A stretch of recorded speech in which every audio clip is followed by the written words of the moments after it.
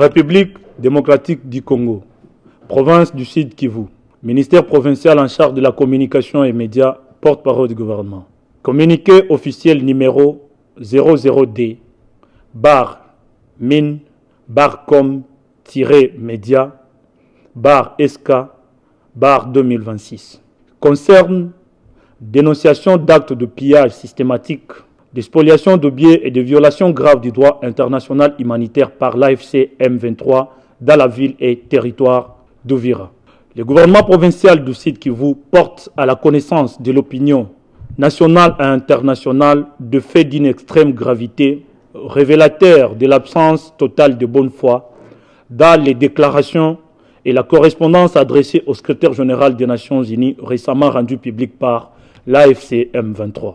Contrairement aux engagements et à la rhétorique contenue dans la dite correspondance du 15 janvier 2026, il est établi qu'à la date même de sa signature, l'AFC M23 organisait et exécutait des opérations de pillage systématique coordonnées dans la ville d'Uvira et ses environs, démontrant ainsi un mépris manifeste envers les principes du droit international humanitaire et des droits humains.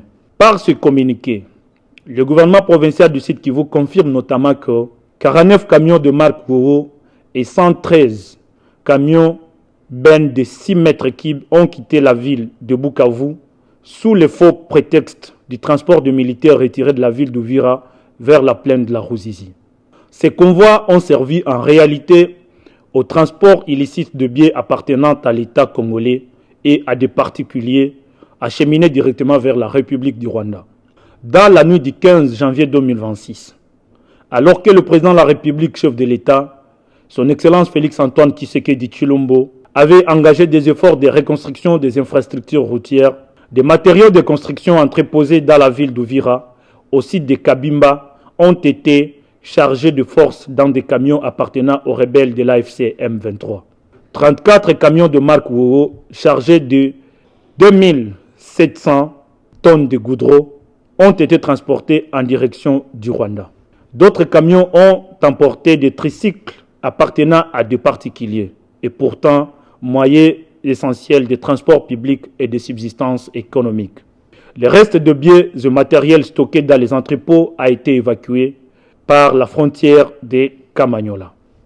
Des vaches et du bétail regroupés dans les hauts et moyens plateaux sont conduits vers Bouguera pour une destination inconnue, privant ainsi les populations de leurs moyens de subsistance. Ce fait démontre l'existence d'une économie de prédation organisée, caractéristique de groupes armés opérant en violation flagrante du droit international. Ces actes constituent de violations graves, notamment de l'article 33 de la 4e Convention de Genève interdisant le pillage, de l'article 52 du protocole additionnel 1 protégeant les biens à caractère civil, de l'article 8 du statut de Rome de la Cour pénale internationale qualifiant le pillage de crime de guerre, des instruments juridiques internationaux relatifs à la protection du droit de propriété et du pacte international relatif aux droits économiques, sociaux et culturels. Ces crimes, ces actes criminels aggravent de manière délibérée la crise alimentaire déjà sévèrement ressentie dans la ville et le territoire d'Uvira. Le coût de la vie, dans une zone désormais coupée de ses circuits normaux d'approvisionnement en denrées de première nécessité et en produits manufacturés. La vulnérabilité d'une population vivant essentiellement de l'agriculture et de l'élevage, aujourd'hui empêchée d'accéder à ses chats et privée de son cheptel. Bref, il s'agit d'une punition collective strictement interdite par le droit international humanitaire. Le gouvernement provincial du Sud Kivu considère que la destruction systématique de moyens de subsistance, le pillage massif, la spoliation économique et l'asphyxie alimentaire volontaire constituent une stratégie criminelle planifiée, susceptible de qualification en crime de guerre et crime contre l'humanité.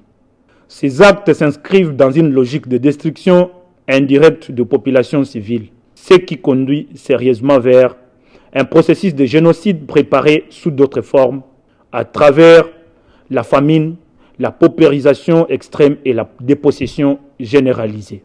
Face à cette réalité, le gouvernement provincial du Sud Kivu condamne avec la plus grande fermeté ces actes criminels.